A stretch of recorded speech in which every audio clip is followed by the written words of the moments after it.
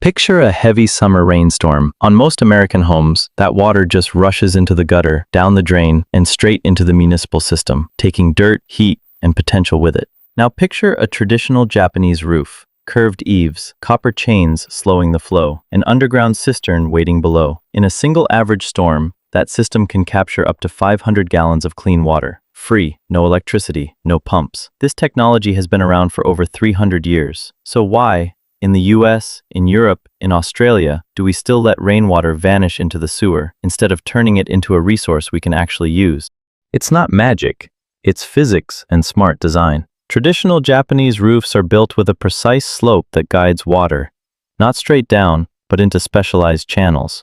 Often those channels end in copper or ceramic chains. They're called kusari-doi. Their job isn't just to move water, it's to break the flow, slow it down, and direct it into a filtering basket. From there, the water drops into a storage tank. A simple mesh catches leaves. Below that, a basic layer of sand or activated carbon does the rest. That's it. No electronics, no sensors, just gravity and thoughtful engineering. This system doesn't replace your tap water, it supplements it, and it can work reliably for decades. This system wasn't invented in a lab.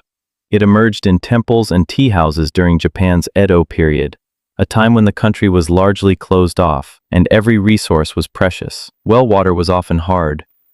Rivers in dense neighborhoods polluted quickly. Rainwater became a lifeline. People collected it to water gardens, wash fabrics, brew tea, and fight fires. In cities built mostly of wood, fire was the ultimate threat, and a full cistern under your home could save an entire block. By the late 1800s, nearly every house in Kyoto, Osaka, and Edo had a built-in collection system. This wasn't an eco-trend, it was basic survival engineering, and it worked every single time.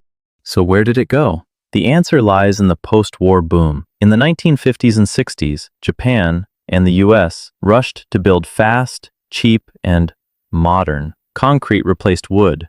Municipal water became the symbol of progress. Why dig a cistern when clean water already flows from the tap? Meanwhile, in America, a different reality took shape. Suburban neighborhoods were designed around storm drains. Building codes made it harder to add independent systems. Homeowners associations called above-ground tanks eyesores and banned them outright. And plumbing manufacturers lobbied for laws that classified rainwater as a public resource, requiring permits just to collect it. The technology didn't disappear, it just became invisible. It wasn't pushed aside because it didn't work. It was pushed aside because it didn't fit the new picture of the modern American home. Today, the tide is turning.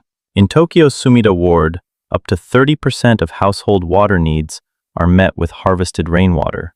Fukuoka's Dome Stadium uses it to irrigate the field and flush toilets, saving millions of liters every year. And in drought-prone states like California, Arizona, and Texas, homeowners are increasingly returning to these old principles. A simple system on a 1,000-square-foot roof with just 1 inch of rain can capture around 600 gallons. Payback period? 1 to 3 seasons, depending on your local water rates. And that's before you factor in the added benefit. These systems can reduce stormwater runoff during heavy rains by 25 to 40%, easing pressure on aging municipal infrastructure. In Europe, rainwater harvesting is already baked into new green building standards. In the US, it's still niche, but the laws are shifting. More than 20 states have now lifted restrictions on collecting rainwater for personal use. So where did it go?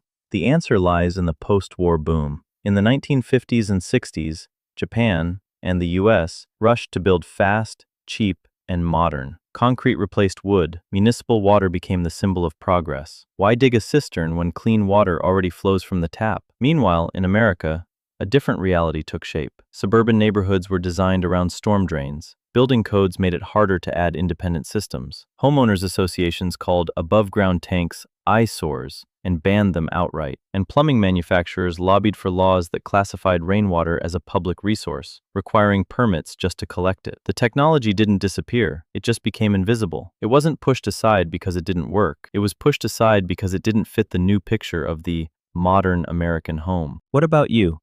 Do you harvest rainwater at home? Have you run into HOA rules or local codes that stopped you? Or do you think it just doesn't make sense in your climate? Drop your thoughts in the comments. I read every single one. If you're into forgotten engineering hacks that we stopped using, hit subscribe. Next time, We're breaking down a system that can cool your home by 27 degrees Fahrenheit without a single watt of electricity. See you then.